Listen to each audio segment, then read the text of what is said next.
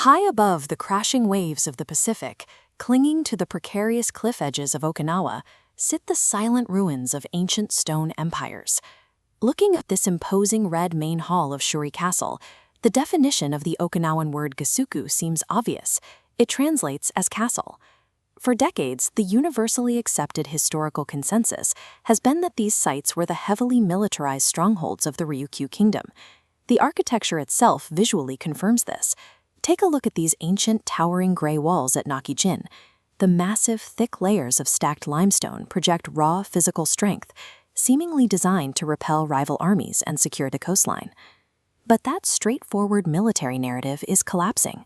The true purpose of these iconic structures is actually the center of a fierce and ongoing archaeological debate.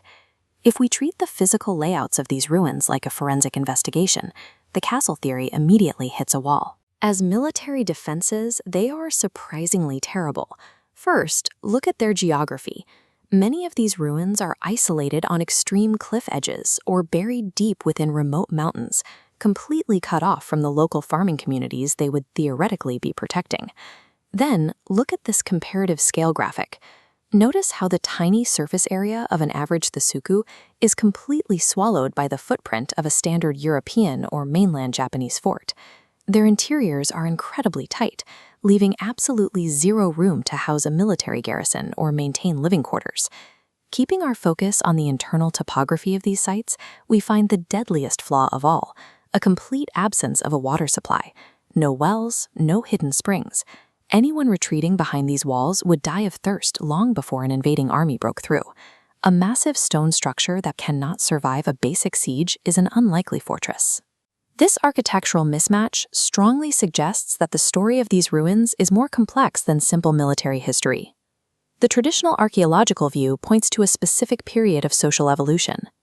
As early Okinawan society organized itself, a powerful and violent class of local warlords, known as the Aji, began carving up the islands. These Aji were in constant competition. They needed heavy defensive structures to violently claim new territory and protect their growing wealth from rival factions. At certain locations, this theory holds up perfectly. Gusuku Castle, for example, sits on a precarious coastal cliff surrounded by the sea on three sides. It is a brilliant, highly defensible tactical choke point. When excavators dug into these specific coastal sites, they found proof of the warlord's expanding reach. This pale green celadon dish with its etched dragon design is a luxury ceramic imported from China. It proves these elites had serious economic and political muscle. But the warlord theory has a massive blind spot. It perfectly explains wealthy coastal sites like Gusuku, but it offers zero explanation for the hundreds of tiny, waterless stone enclosures hidden deep in the isolated mountains. This discrepancy led cultural geographer Nakamatsu Yashū to propose a radical counter-theory. The vast majority of Gusuku were never military outposts. They were inherently sacred places. Nakamatsu studied ancient Okinawan nature worship and the practice of aerial burial, leaving the deceased exposed to the elements on high rocky ground. He concluded these sites were originally constructed for the dead, not the living.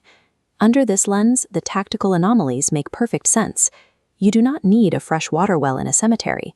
Extreme isolation is a feature, not a flaw, if your goal is to keep the resting dead physically separated from the living communities below. And the physical evidence backs this up. Look at this architectural floor plan of a massive Gusuku complex.